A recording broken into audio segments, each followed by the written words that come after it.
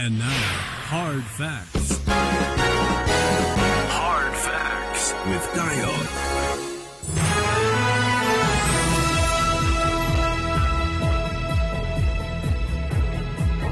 Hello, good afternoon to you. Welcome to Hard Facts on 92.3 Nigeria Info and Hearing Port Harcourt. I'm Dio. It's 9 minutes past 3 p.m. It's a fine Friday. It's getting cloudy just as I came into the studio. It looks like it might rain today, maybe later on. Regardless, it's been a fine Friday so far, and in spite of the rains, it's a Friday. Not even the rains can spoil the Fridays. Welcome to the show once again. I hope you've had yourselves a fine week so far and are making ready for the weekend. It's here already. Friday is officially kickstarts the weekend. Maybe that's why the Friday edition of Hard Facts is my favourite edition of the show. But it's been an interesting week so far. I hope interesting for you means good. For a lot of Nigerians, I dare say that may not be the case, but I hope for you good nonetheless. And even if things didn't quite work out as planned, I hope that you're able to see the silver lining, the silver thread, and in the dark mist nonetheless. From now till 7 o'clock, we keep the conversation going. Several matters we're going to be discussing on the show today, as usual.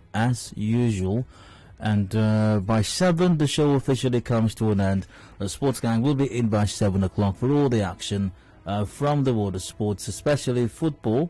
I'm not sure if we still got World Cup qualifiers today, but let's do a quick check of that. So no World Cup qualifiers today. They've all ended for now. The leagues are back. There's a Ligue 1 game today. That's the French Premier League, if you will. That's for 8 p.m. Major leagues, I believe, resume tomorrow. The Premier League is back. The Serie A is back. Of course, the Ligue 1 is back. The La Liga is back. And all the other major leagues as well are back. Who's doing what tomorrow? Is Ronaldo going to be making his second debut, kicking it off tomorrow for Manchester United? Catch all the details with the Sports Gang from 7 p.m. But between now and then, we've got some scores to settle nonetheless. Oh, someone's told me that the US Open is still on. Oh, that's true. Quite sadly, I have not been keeping up with that. Yeah. Well, it's not one of my top favorite sports, but I don't mind watching a good tennis game, actually. I really don't mind. So I think I need to look out for that one. Yep, all the action from the US Open as well. Catch the Sports Gang for all of that. So that's it. But on the show today, we've got a few matters we're going to be addressing, discussing. Let's get to those. I do have side comments in a moment. Yes, I do. And after that, there's a rant as well, something in my mind. I've expressed some thoughts in it, and you're welcome to express your thoughts on mine all the way to 4 p.m. And just a reminder that the side comments will not be discussed now until possibly much later on after the 6 o'clock major news during the open season segment. So, but I will take your thoughts on my rant till 4 p.m. Now, 4, we've got business news coming up. After that, chances DSS. Oh yeah, you heard right. Are you familiar with the popular or not so popular, or the famous or infamous One Chance? That's a bunch of people who armed robbers and in some cases kidnappers, but I think they're mostly armed robbers who disguise themselves as public transport workers. Could be a taxi or a bus. You get on it. Usually there's a driver, 2, maybe 3 other accomplices. You get on thinking you're boarding some vehicle from point A to an eventual destination. You get robbed midway and you get thrown off the bus to the taxi. So apparently the almighty DSS, has been one chanced as well. Goodness gracious. Anyways, here's the story. One chance thieves hijacked our case file on Igboho's associates. That's according to the DSS. In case you're wondering, I'm not talking about the Department of Sandwich Services. No. That's I'm not talking about the Department of Sales Services. No, not that one. Not that one. I'm not talking about the Department of, I don't know. Can someone help me out with acronyms for DSS, but not the one I'm talking, not the obvious one I'm talking about? via WhatsApp. The number is 0809 0306416. That's 0809 0306416. So, once again, I'm not talking about the Department of Sandwich Services. I'm not talking about the Department of Sales Services. Which other one am I not talking about? DSS, someone help me out quickly. Which one else am I not talking about? Yeah, someone says Department of Secondary Schools. That's a good one. That's a good one. Now, Department of Secondary Schools is good, but that's not the one I'm talking about as well. I am not talking about Department of Secondary Schools. Which other one am I not talking about? Any ideas? Yep, Department of Social Services. Nah, that's not the one either. That's not the one. Department of Secret Societies. That's from Soki. Nope. I'm not talking about Department of Secret Societies. Department of Social Sciences. Nope, that's not the one either. That's not the one I'm talking about. Department of Smelling Shoes. No. I wonder why we would have such a department, but that's not the one either. Directorate of Social Services. Nope, not that one either. Not that one either. Department of Safety Services. Nope, that's a good one too, but that's not the one. We all need safety, really, but that's not what I'm talking about. Department of Secret Silence. Nope, that's not the one. Department of Social Studies. We need social studies in school, but that's not the one I'm talking about. Department of Suya Sellers. How can we do without them? They are integral to our economy, but I'm not talking about them either. I'm not talking about them. Department of Student Sociologist. We need vibrant sociology departments in our universities, but even that's not the one I'm talking about. Department of Semo Sellers. Semo, how can we do without Semo, for crying out loud? How can we ever do without Semo with nice vegetable soup? You know, but that's not the one I'm talking about either. That's not the one. That's not the one. Department of Smiling Senators. Yep. I mean, after collecting how many millions for running costs, you had to smile, but that's not the one I'm talking about either. That's not the one. That's not the one. And there's so, goodness gracious, there's so many. Department of Social. Okay, all right. Thank you very much for all the suggestions as to the ones I'm not talking about. Someone says Department of Stealing Services. Department of Savage Services. Oh my goodness. Department of Social Sacrilege. Alright. Department of Singles Society. Of which I belong to for the moment. Yeah. Department of Shoe Shiners. Yep. So all of these departments come DSS are not the ones I'm talking about. No, they're not. So let's get back to the one I am talking about. Yeah. The Department of State Services, goodness. DSS on Wednesday told the Federal High Court in Abuja that a gang of mobile armed robbers, commonly known as One Chance, hijacked its case file on the fundamental rights enforcement suit that was filed by detained associates of Yoruba Nation activist Sunday Adeyemo, popularly known as Sunday Igboho. Consequently, the security agency, through its lawyer, Mr. I. Awon, prayed the court to adjourn further proceedings on the matter till a later date. Awon told the court that the One Chance thieves snatched the case file from his colleague who unknowingly boarded their vehicle. Wow. He told Justice Obiora Egwatu that aside from the case file, other items belonging to his colleague were also stolen. Maybe some more and smelly shoes were some of the things that may have been stolen as well. Who knows? I mean, these things do happen. These things do happen.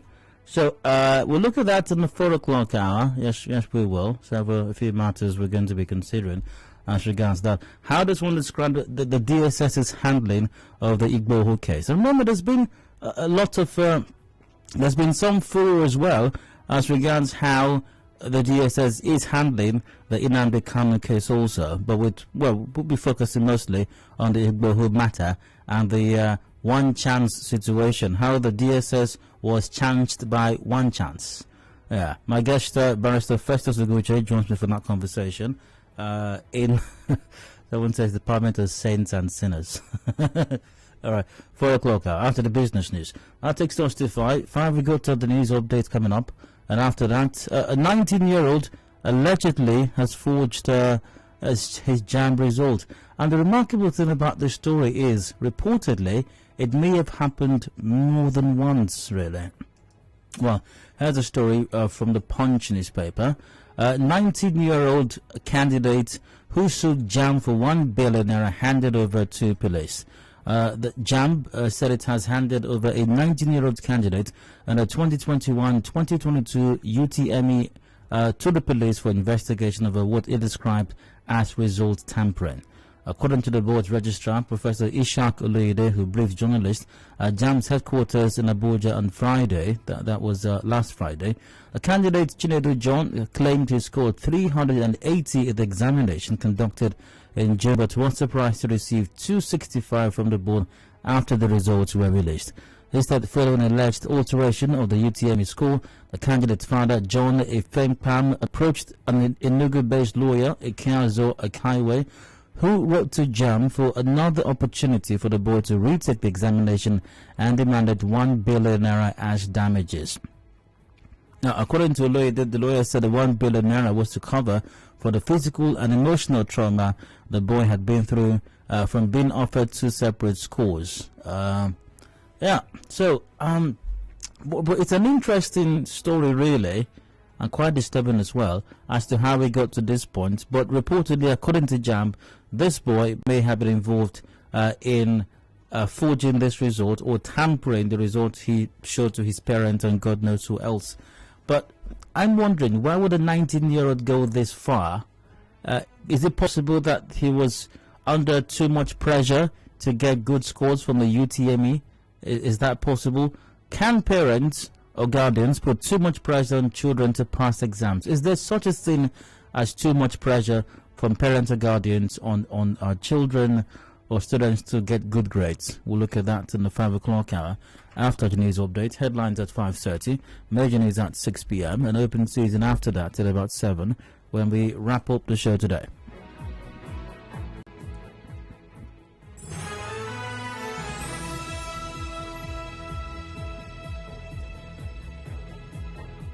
So that's the show pretty much for today. If there are any changes, you will find out. Simply stay tuned.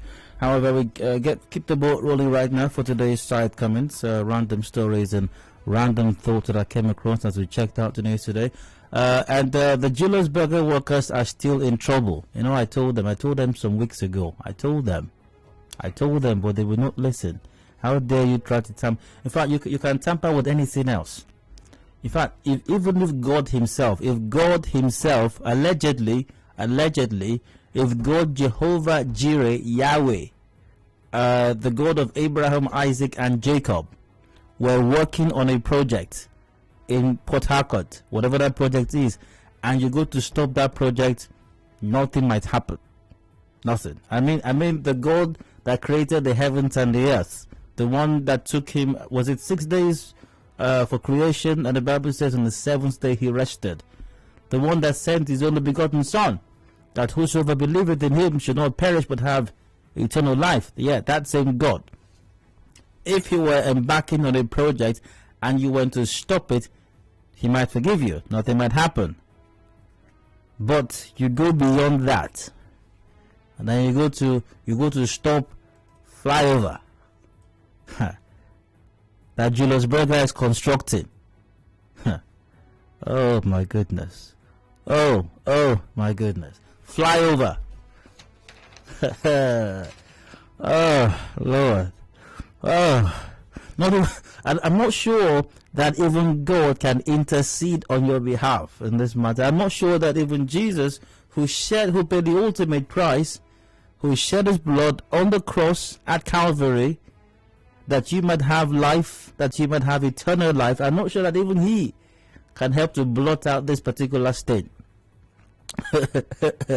Someone says unforgivable sin, stopping flyover. And I told them some weeks ago. But here's the latest on the matter.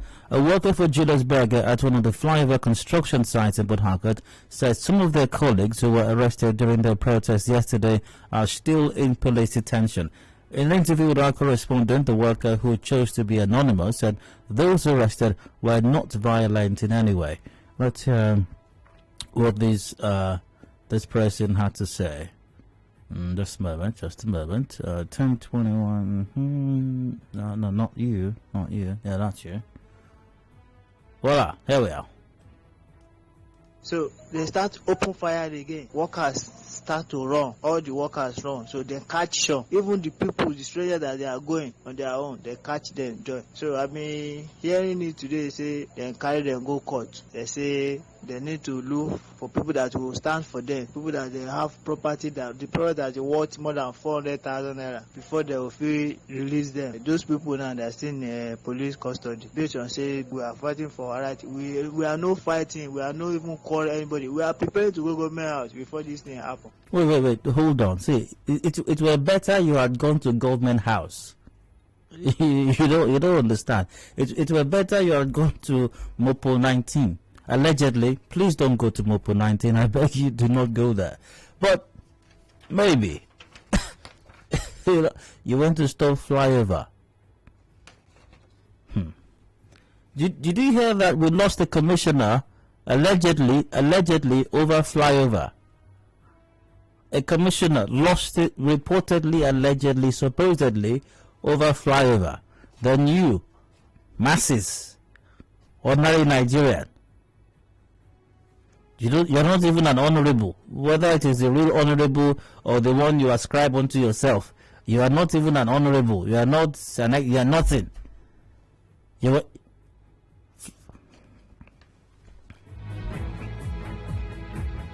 Right, what's up? Someone says, "Di, good day. They have the F-1 to stop Julius Berger. Choi, it's a pity. Choi, indeed. Someone here says, come on, man. Come on, man. Come. Fact.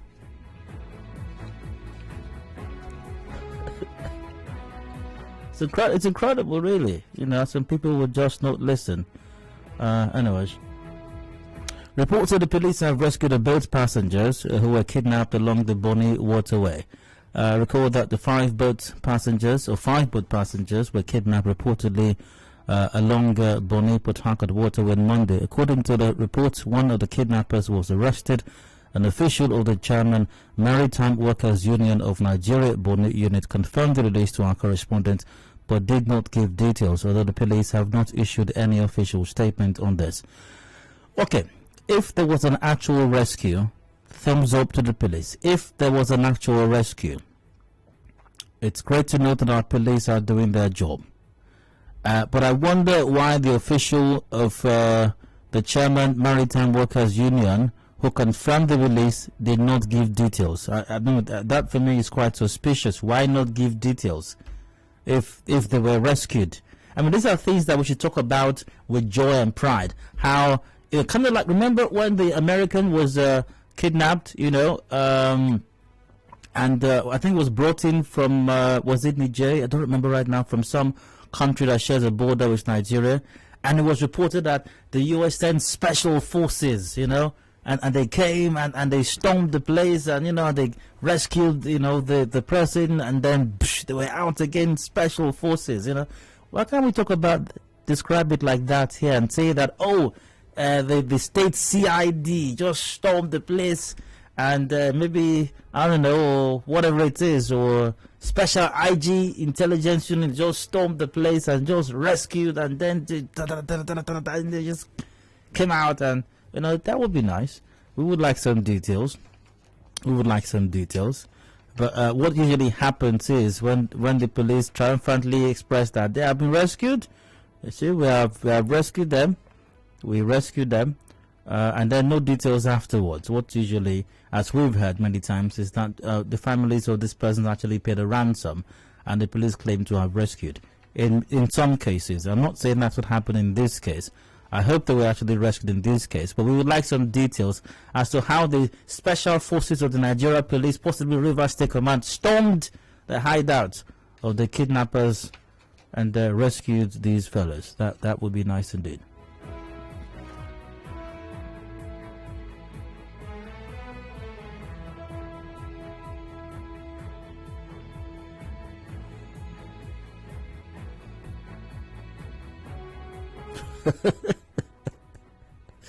Goodness. Someone said, I forgot to add explosions and slow motion. Very important. Very extremely explosions and slow motion. Extremely critical for these rescue missions. Anyways.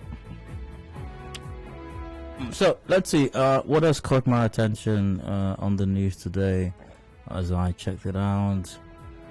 Yep, the our MGDC forensic audit is not even out yet. It's not public yet, and we're already saying that it has been settled to my line, to my line us. Remember, some was it a week or two ago when this matter first surfaced, and I talked about it briefly, and it's happened already. Now, Pandev says the NGDC forensic audit is a political move to indict and sideline political opponents and discredit of Niger Delta leaders. Yep, it's happening already. The forensic audit hasn't even been made public yet. We're already claiming that it is maligning us. It is maligning us. Oh my goodness. Well, let's wait for the entire report audit to be released. Like I said, then we've had pins, we've had neck braces, we've had wheelchairs, we've had gurneys, we've had stretchers, we've had POP, we've had crutches, walking sticks. What are we? I think I asked that day what we're going to have next. By the time this forensic audit of the NGDC comes out, maybe we're going to have, I think I described maybe an air ambulance, a helicopter, literally using a rope or whatever it is that they use, a line, to drop a stretcher to airlift somebody out of the committee's, the investigating committee presence. Yeah. Well, looking forward to that one. The last time it was off. It's okay. Off. This time around, I don't know what's gonna happen. It's okay. Take his voice. Remove his voice. It's okay. It's okay. Can you remove his voice, please?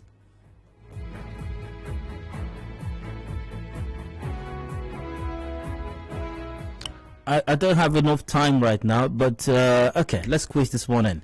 The crisis in River State chapter of NUJ took another twist yesterday with the inauguration of a 14-man caretaker committee that will oversee the affairs of the union until an election is conducted. Recall that in July the election did not hold because the national president of NUJ, Chris Nsiguzo, told the Commissioner of Police in River State that it did not send any official to conduct election in the state. However, yesterday a 3-man delegation from the National Secretariat led by Angeres John came to the state to inaugurate committee members but met stiff resistance from other members. Yeah. And Stanley Job led NUJ in River State has urged the public to disregard the purported inauguration of CCC members by the national body. Stanley said thugs were hired by some members of the union to force the CTC and members in the state. Let's hear what Stanley Job had to say about this matter. Let's see. Stanley Job. Stanley Job had something to say. The former, according to him, he said he's a former vice chairman of the council, Paul Bazia, and Leki Anya. They were the people that brought Akujobi Amadi. Their group, they came here with talks. This is a journalist affair. Why will you come with talks in an affair that has to do with journalists? We are all professionals. It has never happened before that talks are part of what we do at the NUJ. It is very, very condemnable. And of course, our members frowned at it. It's not a do or die affair, but it's very disturbing to see that some of those characters we condemn are even in us. By the way, I strongly urge the politicians to do something about this NUJ situation, the Nigeria Union of Journalists. And I know why I'm saying so, because you guys are going to be the biggest ones to suffer from what's happening in the NUJ. And if you like, believe me, because most people don't believe me. Like the guys who want to stop flyover, if they had listened to me, they won't be in the situation they are in now. So listen to me, politicians, intervene don't interfere. Intervene in this NUJ crisis, because once again, you are the ones going to suffer eventually if it becomes protracted and lasts for too long. Let me explain how. 2023 is coming, and you will need journalists for press conferences, various ones, where you'll be shouting and waving documents left, right, and center, and shouting, we will not take it. We will not take it. You will need to organize these press conferences regularly, very frequently. But if the journalists themselves are already gathered where they're organizing their own press conferences, and they're also shouting, we will not take it. We will not take it. We cannot take this from the national. The national cannot, somebody send talks. We will not take talks. So they will not be, the journalists won't be available to come for your own press conferences. You see the dilemma here. Because already the journalist time will be taken up by various press conferences with their own, we will not take it. So address their problem so that when you start your own press conferences for your traditional, we will not take it, the journalists will be available to cover your press conferences. What they say is enough for the wise. I think on that note, I'll wrap up today's side comments. I go for a break now, and I return afterwards with today's side comments. With today's rant, Today's rant. Do please stay tuned. Hard Facts returns shortly.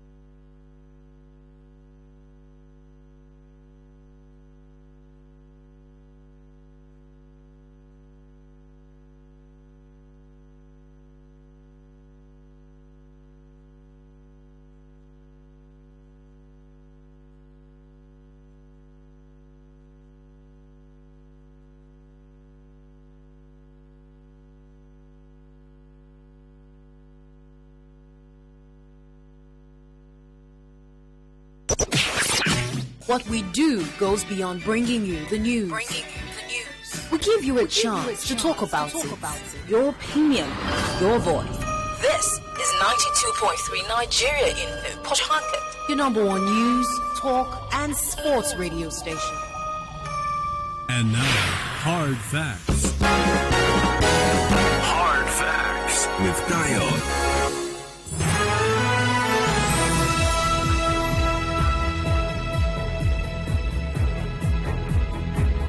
Welcome back. Still Hard Facts 91.3 Nigeria Info here in Port Harcourt. I'm Dayo. And I'd like to rant for just a bit. I've got something on my mind. I'll be expressing some thoughts on it, and you're welcome to express your thoughts on mine all the way till 4 p.m. Now, sadly, I missed out a very important matter in today's side comments. I can't go back to it again, but maybe after the 6 o'clock news, I'll just bring it up and we'll talk about that as well. And that's it appears allegedly, of course, this is not fact, but allegedly, that the Rivers State Police Command may have set up a department to investigate the privacy of women. Investigate the Special Tactical Women Privacy Investigating Unit, based on reports that we have from some Benjamin. It's not Benjamin, some policeman, gallant officer Benjamin. But like I said, that was supposed to be part of my side comments. I missed that out. But just after the major news at 6, I'll bring it up. So let's move on to today's rant. Yeah. You know how it is that more often than not, usually in these parts, and in this part of the world, we constantly have to remind government of what their job is. And by reminding government, I mean reminding elected officials of government, reminding government ministries, departments, and agencies, MDAs, and those appointed to superintend the affairs of these MDAs, what their job descriptions are and what their agencies are actually set up to accomplish. Because sometimes, just sometimes, it seems that they forget. But one wonders if they ever knew in the first place Well, that's a matter for discussion, obviously. But I'd like to focus on, it seems they forget sometimes. But that's understandable. Because it's not easy to be an honorable. And it's not easy to be an excellency. And it's not easy to build structure and remain on ground. So when you are busy building structure and ensuring that your feet are still touching the ground, that you remain on the ground, it might be tough to combine that with focusing on the responsibility of governance or the responsibility of administration if you are in charge of some ministry, department or agency of government. So we, the good people of Nigeria, or in this case Rivers State, owe it a duty and responsibility, a very important one for that matter, to constantly remind these honorables and excellencies and people who are building structure and who are on ground what their responsibilities are and what the agencies, ministries or departments they head were set up to accomplish. Now, one such in Rivers State especially that appears to constantly its heads or administrators need to be reminded why this agency was set up is RIWAMA. It's very obvious right now that RIWAMA needs reminding, and the heads, the authorities at RIWAMA need reminding as to what purpose RIWAMA is supposed to serve and what their job description is.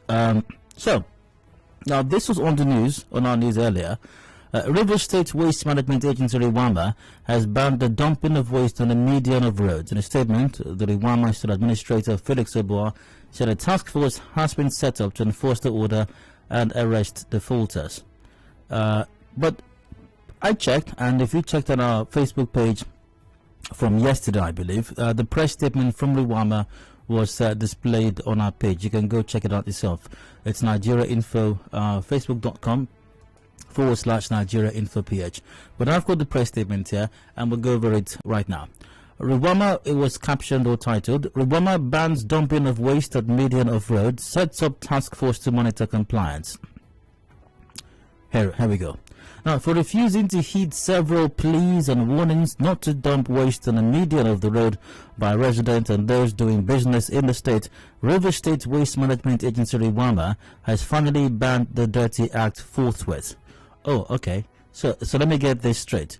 RIWAMA just banned dumping waste on medians of roads. So, what exactly has RIWAMA been doing all of this while? Because for as long as I can remember, for years now, residents of Rivers State, of Port Harcourt especially, have been dumping their waste or their refuse on the median of roads. So if RIWAMA is just banning it now, does that mean RIWAMA has been condoning it in the past? Because we're here for refusing to heed several pleas and warnings. Pleas and warnings. So, okay, let's take it that RIWAMA has been begging people all of this while, and you people did not listen. You people are stubborn. RIWAMA said to ban it forthwith. Let's proceed. Consequently, a task force has been put in place to enforce the order and prosecute any person or persons caught breaching the order. Naturally, the solution to everything here is task force. Task force. Yes, and we have done it again. RIWAMA has taken the cue from all the other efforts at resolving issues, basically with a task force. And we all know what task forces are, what they accomplish here in Rivers State. More often than not, they end up being thieves. More often than not, they end up being traumatizing people. More often than not, they end up exploiting, extorting people, robbing them even in daylight. More often than not, they end up being nuisances, posing even a bigger problem than the one that they were set up to accomplish in the first place. And that is the one-size-fits-all solution, if I may use the word solution, that RIWAMA has chosen to adopt. Back to the statement. RIWAMA State Administrator Felix Oboa said the decision became necessary following flagrant disregard to all efforts of the agency by members of the public to see reason and discontinue with the uncivilized attitude that exposes the greater majority of the people doing business in the state to danger. The question is it disregard all efforts of the agency? What efforts exactly of the agency? What are these efforts? These gallant efforts of the agency to stop the dumping of refuse on our medians. I wish there was an explanation, or at least an itemizing of these efforts. The RIWAMA boss regretted that the considerateness of the agency has been mistaken for weakness, hence the need for the irreversible decision. To that I say, gang gang. Now, Bro Obwa said from henceforth the agency has shifted from making appeals to the people to stop the animalistic behavior of dumping waste on the median to dealing with those who refuse to repent from the act, to meting out the punishment due to them, so that they serve as deterrents to others. I am therefore, still the statement, I am therefore urging those in the habit of not using the receptacles strategically located at various points on the roads and streets, preferring to test their might by scattering waste on the median of the road, to advise themselves and stop forthwith.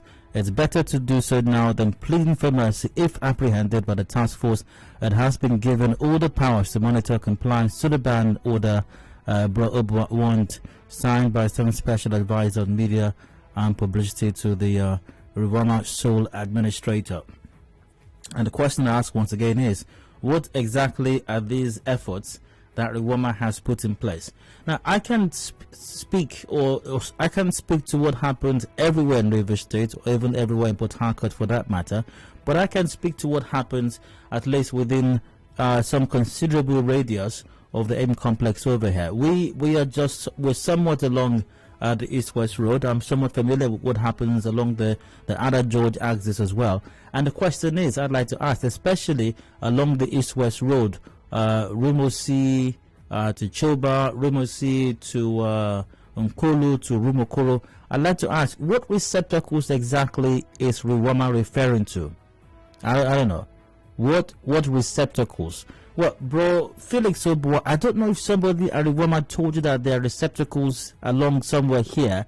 That person very likely lied, actually. Because, once again, I'm not sure there are any receptacles. And right from the time that Bro Obwa has taken over RIWAMA, there has been an unofficial agreement as to how the waste are collected, especially in this area. It's very simple. Drop your refuse on the median at Rumosi Junction and at other major points along the East-West Road on the median, and the refuse collectors, the disposal guys, will come somewhat time in the evening till late in the night to pick them up. That has been the practice. That has been it. That has been the method, the mode of collection.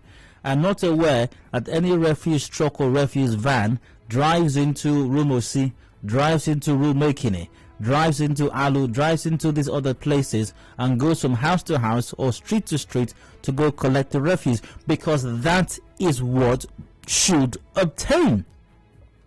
That is what should happen. That is the only credible, sensible way that this problem is going to be mitigated. That's the only way. And what it means also is that waste collection and management cannot be seen as a social service. People have to pay for it.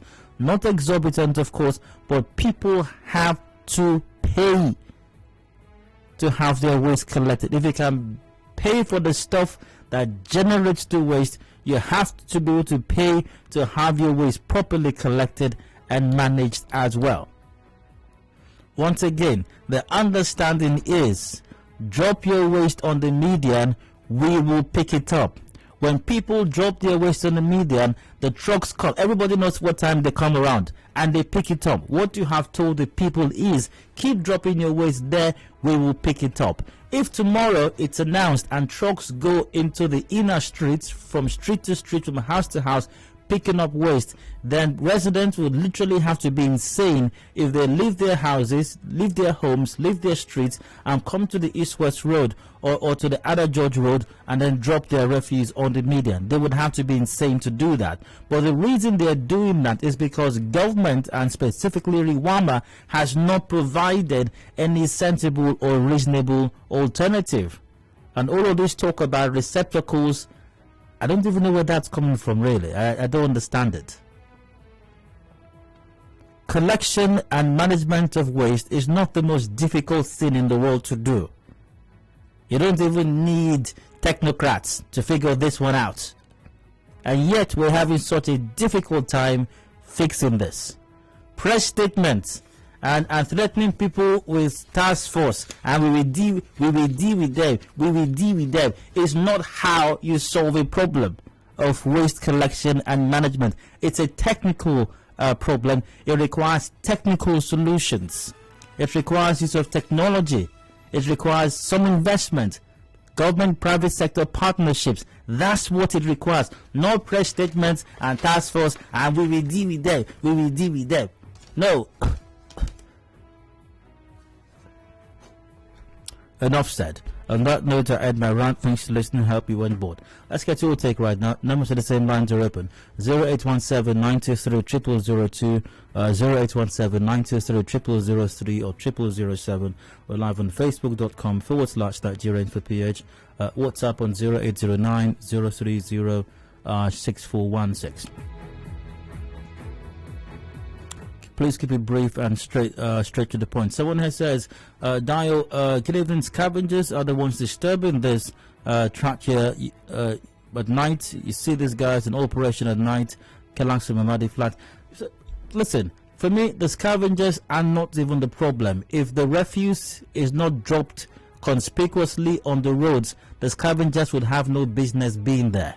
If trucks go from street to street, and pick up people's waste, the scavengers would not be able to litter or scatter refuse on the highways or the roads or streets. That cannot happen. I've got Tony from Old Jer on the line. Tony, you're welcome. Please go on. Yes, Dio, good evening. Hi, this issue, it pulled my belly, water full my mouth.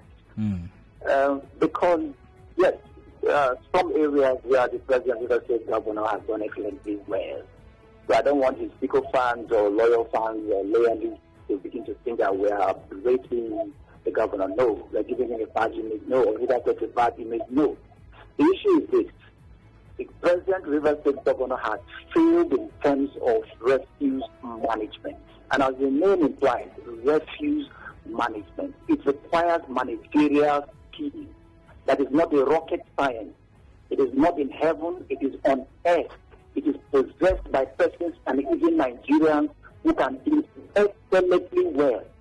But the governor has not made sure that these persons and equipment are in place. That's the problem. This thing is a system. It's a process. The governor is one of the most traveled persons in this country and on earth and in this state. The simple question is this. When you go out to America, for instance, or any country that you have gone to... Or Spain, when you went to see Real Madrid. So they're beautiful. I went to Madrid. Did you see refuse dotting the lines in the capital city or even any area like that? As far as even on today, I came from on there. I went to Ogibo, that very bad route that is begging for the governor's attention. So we had to take that law where you have the police training school. And we were even led by these vigilantes. Get me please. And when we came out, I felt like crying. Just near the Onne Freeport entrance. If you bring a guest, if the governor brings a guest from Dubai, so because let me go and show you now on airport, I want to come and invest. Will you be proud to show that person that he will not? And I'm asking the question, what is wrong?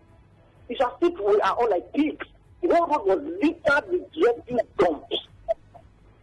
And I know that one of the problems why the governor failed on this is because he play politics with it. Due respect to Felix Sibwa, yes, he's a senior PDP man, yes, he's his friend, whatever. You don't mix friends. Tony, you have to wrap it up now. Thank you very much. Please, you're welcome, Tony, and let's move on. Great to hear from you, though. Favor was on the line with us gone. Inamdi from Rimo, say hi, go ahead. Hello? Yeah, Dio. Hi, go ahead, please. Please, I just want to also make an appeal. One of these days, you guys should also invite, that if he's going to come, Felix Obwa to that station. Because you guys I doubt that's going to happen, but go ahead. I don't know. I just hope one day, even if he doesn't come, let people understand their thought process. You understand? Let us put their thought process to a test. Let us ask them questions and see how they think. If, just like the last caller said, if what we are doing here is what is obtainable every other place in the world, it's so obvious. It's just like what the last guy said. you don't come and give sensitive positions to people who are on ground, like just like keep on saying, people who are on ground, people who win elections for us. Waste has to do with people's health and well-being. You don't come and go and give it to somebody who has no track record, who absolutely have no understanding of how waste is being managed. It's terrible. I think I will keep on saying everything starts and ends in leadership. It's either Felix Obua doesn't know what he's doing, or he has contracted the work to people who don't know what they are doing. Then ultimately, of course, Wike does not live in the air. He also lives in Port Harcourt here. He has a house in Adedayo. He drives around Port Harcourt. I wonder if he drives around and sees this thing, he calls Felix and tells him, "Oh, God, you people are doing well." It's so shameful. The other day he was threatening, if they don't clean the streets in how many days, he's going to change the RIWAMA management. What has changed between then and now? The ultimate solution to this is get people who are professionals to manage this. Namdi, great to hear from you as well, but I must move on. David from D-Line, hi, go on. Yeah, good afternoon, Dayo. Go ahead. It's very unfortunate. I grew up in a river state where you know that every 8 a.m. and 4 p.m. daily, the RESCO, as we used to call them, the early citizens, they will always come and then we will have the signal of the bell. Once you hear the bell, if you are at the first street, Okwele Street in Job, you will hear the bell, maybe from Egede Street, and you will come with your refuse and dump your refuse in their truck there. But nowadays, I think they are bereaved of fresh ideas. We have a river state which is overpopulated, right at the Port Harcourt city. But this very refuse collection agency, have they actually improved in their capacity? Their vehicles, have they actually have more of these very vehicles to take this refuse? The answer is no. Most of their vehicles are not even roadworthy. And just like 2 days ago, we heard a report, a media report, which one of the workers in the sanitation agency said that the problem why NC, the entire stretch of NC road for the past 3 days, have not cleared the refuse of the median was because the trucks, when they get to the dump site, it is difficult for them to come back because they usually break down at the dump site. And that shows that these very small trucks are not good enough to even ply our roads, please, to talk about carrying this very weight we are talking about. So I think they are not thinking, and if they are thinking at all, they are not working. And it is now politicized. Waste collection is a technical aspect of a development of a society. I think they should go and borrow some of the workers in Lawman. I think so. That's what they call that of Lagos. They should go and borrow some of the and just as you know footballers, know some of them here to come and teach Felix Obua and his team how to collect waste, how to manage waste, and how to recycle and make waste out of waste. Because David, great to have me. I must move on as well. No. Great to have me via Facebook. McAnthony and Rolo on Facebook goes, I hope they have enough detention centres to keep people arrested because they don't have any receptacles anywhere. And Meka Onoya goes, I think the agency needs to do more on this because it seems to me like they're almost becoming overwhelmed by the numerous waste in the state at the moment. And via WhatsApp, that official press tip released by RIWAMA does not look very authentic. I didn't hear it deal decisively, and nothing was even said about the task force punching people's eyes. I'm not sure it's from RIWAMA. I can confirm it is from RIWAMA. On the topic, paying for waste collection, what's the RIWAMA 500 million naira a month for? Scavengers go wherever the trash is. Well, maybe we need to revisit the issue of 500 million a month, actually. The decision of RIWAMA to ban dropping of refuse on the median is the best decision at this point in time. Nothing has made Peach City dirtier than that practice has. The RIWAMA should be encouraged to create better alternatives that makes it seem like dropping refuse on the median is an alternative. That should be completely out of the equation. You don't see that practice anywhere in the world. That's from Herbert. What if RIWAMA asks its truck drivers to station their vehicle before 6 p.m. at a dump point for residents to drop their refuse into the truck at once?